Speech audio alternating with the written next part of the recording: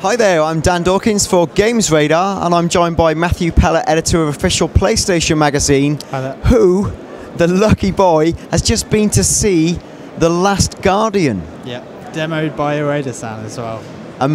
Unbelievable. Now, like, how was it? It was great. So it was the demo that we saw at the Sony conference, but with an extra 5-10 minutes at the start. So he was in an indoor environment, just the boy, moving through some long grass, climbs through a grate, and then finds Trico sleeping on the floor. Yeah. So there's a little bit of a run around. So he is called Trico. Yeah. Yeah. Explores the area, climbs on Trico's side, because he's on his side, and he's got like 2 giant poles sticking out of his side, so he has to like wrench them out. Little whimpers, a squeal when the second one comes loose, because obviously Trico's in a bit of pain. Feels like lion, you know, the lion and the thorn out of the paw. It feels a bit like that. Yeah. And then we saw like the first one, an early puzzle. It should be said actually. Sorry, just to jump to a different bit. What we saw last night was from about halfway through the game, we were told. So it wasn't right at the start. Okay. He's already formed some kind of a relationship with Trico. It sounds like earlier on in the game, there's, I don't know, they don't get on quite as well, perhaps. Okay. And yeah, so the first puzzle, you look up and there's a window really high up, and there's no way of getting up there. And you have to use Trico to reach up, and then you climb up his back like you climb a creature in Shadow of the Colossus. Wow. Now, in terms of gameplay, like the mystery for me really is how you interact with the pad, how playable is it really going to be?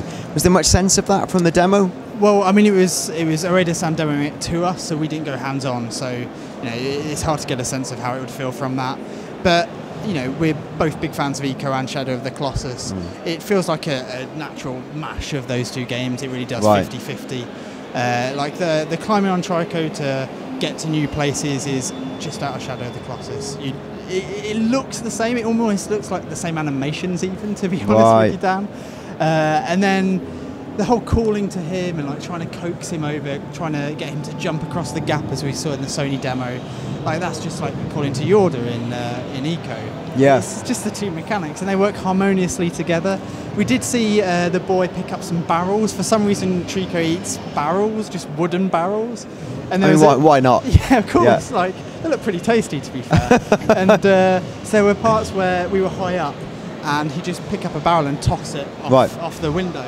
And Trico would grab it and chow it down. So it seems like you can use that as a way to coax him to certain places. And yeah, the rest is a bit of a mystery. I mean, a lot of yelling.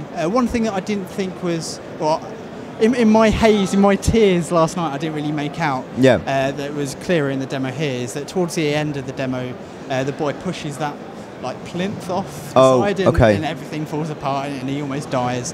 It's because there are areas where, or there are plinths rather, that not only scare Trico but seem to harm him. So that had like a pink purple eye drawn on the side. Okay. And harms the cat, eagle, or him. Yeah, the bird, dog, cat. Yeah. Dog, cat, bird. That's what. Yes. Even Ueda called it that just then. And he gets like purple, pinkish eyes, and he backs off and starts squealing in pain. So there are clearly areas in the environment that are going to kind of block Trico from progressing, and the puzzles are going to be around how do you get rid of them, how do you knock it off the side, or whatever it might be. Right.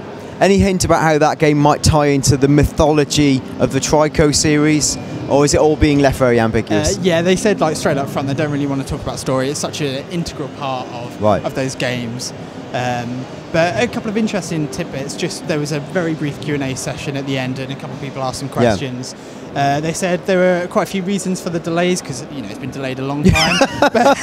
but they highlighted one of the main ones has been the business decision to move across to PS4 to fully realise their vision. And another one, someone else asked whether there were any online interactions, online elements, which I thought was a bit of a weird one. But it was an interesting answer. They didn't just straight back no. They said, well, obviously deathmatch and stuff wouldn't work in this, no like traditional online elements, but they almost left the door open for something, some kind of interaction with other people. We'll see. Okay, well, thanks for that, Matt. That's your first hands-on report with The Last Guardian. I say hands-on, eyes on. Ueda was hands-on. Join us later in the day for more hands-on reports from E3.